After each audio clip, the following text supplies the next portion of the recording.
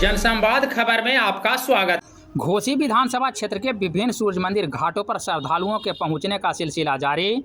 भगवान भास्कर को पहला अर्घ्य किया जाएगा प्रदान।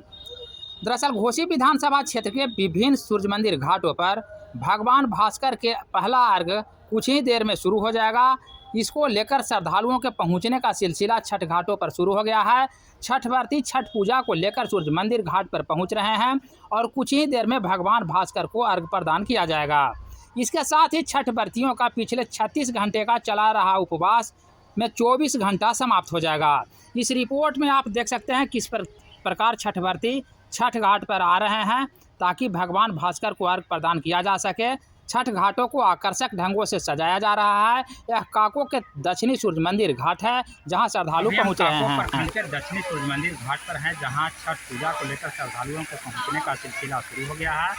आप हमारे पीछे देख सकते हैं काफ़ी संख्या में श्रद्धालु पहुंच चुके हैं और लोगों के आने का सिलसिला जारी है। कुछ ही देर में भगवान भास्कर को अर्घ्य प्रदान किया जाएगा और पहला दिन का अर्घ्य समाप्त होगा। घोसी से पब्लिक बाइक के लिए पंकज शर्मा।